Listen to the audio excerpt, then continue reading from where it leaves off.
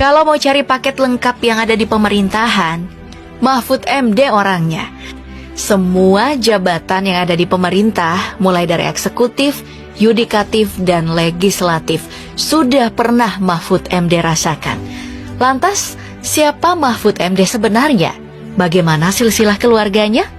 Apakah benar kalau Prof. Mahfud adalah keturunan Aryo Omongkoro, pengkhianat negara yang merupakan kaki tangan penjajah Belanda?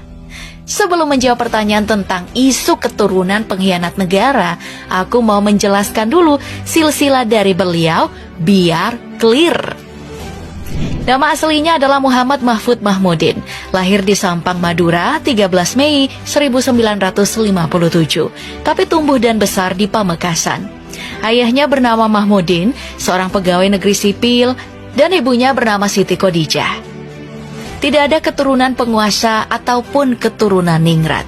Mahfud hanyalah anak yang dibesarkan dengan nuansa keagamaan yang kental. Menepis pemberitaan miring tentang dirinya adalah keturunan Aryo Omongkoro yang dari Bangkalan. Menurut Firman Syah Ali, keponakan Mahfud, berita tersebut tidak benar dan murni berita hoax. Mahfud MD sama sekali tidak punya darah Bangkalan. Ayah dan ibunya juga tidak punya hubungan dengan tentara Belanda ataupun ningrat Bangkalan. Oke, kisru tentang siapa dan asal-usul keturunan Pak Mahfud kita anggap selesai ya. Aku ingin menyinggung sedikit tentang jenjang karirnya. Sebelum menjadi menteri seperti sekarang, Bapak Mahfud adalah seorang akademisi di Universitas Islam Indonesia, sampai akhirnya dinobatkan sebagai guru besar bidang politik hukum di tahun 2000, dan jadi salah satu guru besar termuda. Di pemerintahan beberapa jabatan sudah pernah dia ambil, dimulai dari staf ahli dan deputi menteri negara urusan HAM. Yang membuat namanya mulai terdengar secara nasional adalah saat dia dipilih jadi Menteri Pertahanan oleh Presiden Abdurrahman Wahid periode 2000 hingga 2001, dan juga merangkap sebagai Menteri Kehakiman dan HAM. Mahfud juga pernah jadi anggota DPR RI yang menempati Komisi 3 dan Wakil Ketua Badan Legislatif di tahun 2004 hingga 2008 dari fraksi Partai Kebangkitan Bangsa. Pernah jadi Ketua Mahkamah Konstitusi 2 periode di tahun 2008 hingga 2011 dan 2011 hingga 2013. Dan sampai sekarang menjadi Menko Polhukam, bahkan menjadi tokoh sipil pertama yang mengemban jabatan ini. Lanjut ke silsilahnya. Mahfud adalah anak keempat dari 7 bersaudara. 3 orang kakaknya masing-masing bernama Daifa, Mai Hasanah, dan Zahratun. Sementara ketiga adiknya bernama Siti Hunaina, Ahmad Subki, dan Siti Marwiyah. Hanya ada 2 saudara Mahfud yang dikenal publik. Yang pertama adalah Ahmad Subki, pejabat di Kementerian Pekerjaan Umum dan Perumahan Rakyat. Pernah menjabat sebagai Kepala Bidang di Balai Besar Pelaksanaan Jalan Nasional 8, Kota Surabaya. Terus pernah juga menjabat sebagai Kepala Balai Pelaksanaan Jalan Nasional Banda Aceh dan juga Jawa Timur Bali.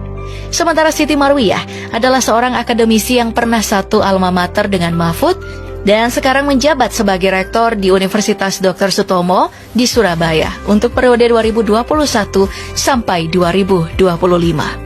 Mahfud MD menikah dengan Haji Zaizatun Nihajati di tahun 1982. Dia adalah perempuan yang ia kenal sejak masih kuliah di Fakultas Hukum Universitas Islam Yogyakarta.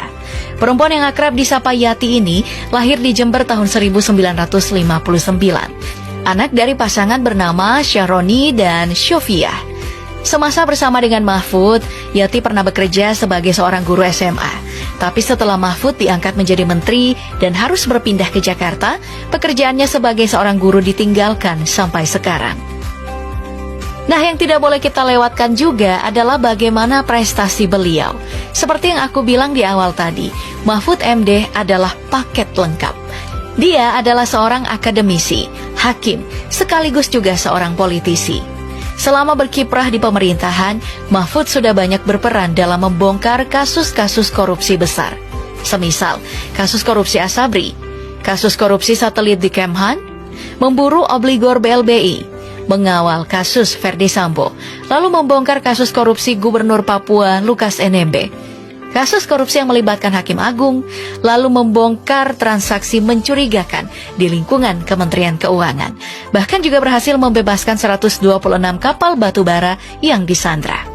Dia ini juga bahkan dikenal sebagai orang yang dengan lantang setuju hukuman mati untuk para koruptor. Selama jadi hakim, dia pernah menolak tanah 5 hektar sebagai hadiah untuk memenangkan perkara. Terus begini, saya bilang, saya sudah punya rumah dan saya tidak butuh tanah. Loh, Bapak kan... Intinya begini, harus diakui, dia adalah sosok yang bersih, pemberani, dan tidak takut berkata jujur. Ya, meskipun punya banyak prestasi, Mahfud MD juga tidak lepas dari banyak kontroversi.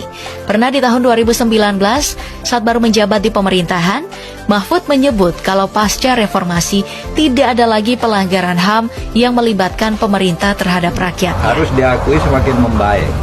Sejak itu kan tidak ada lagi kejahatan HAM. Hal ini langsung menimbulkan polemik. Salah satunya dari Komisi untuk Orang Hilang dan Korban Tindak Kekerasan atau Kontras. Menurut catatan Kontras, polisi terlibat dalam 921 kekerasan dan HAM yang terjadi sepanjang tahun 2019.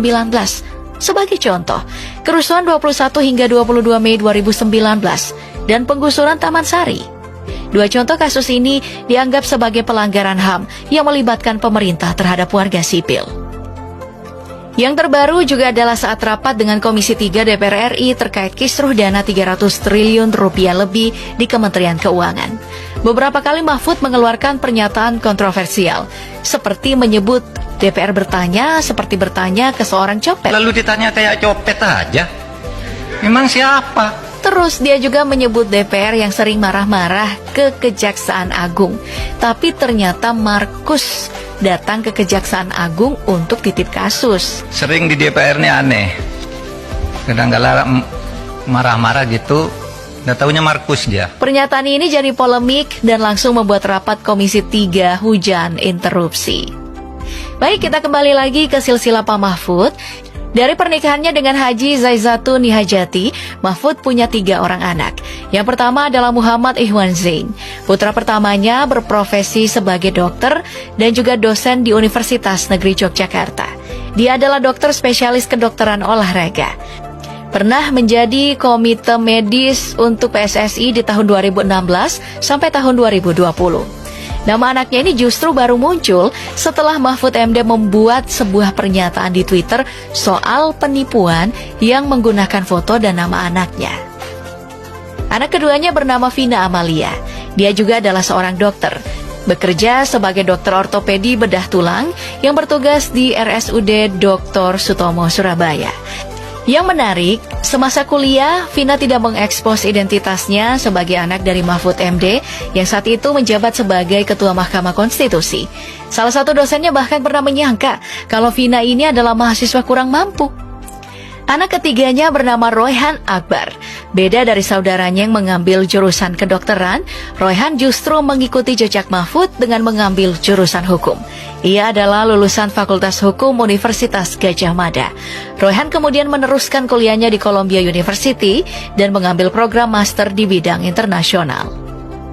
Nah, dari anak-anaknya Mahfud memiliki 2 orang cucu yang semuanya adalah perempuan. Yang pertama bernama Irada Safinova.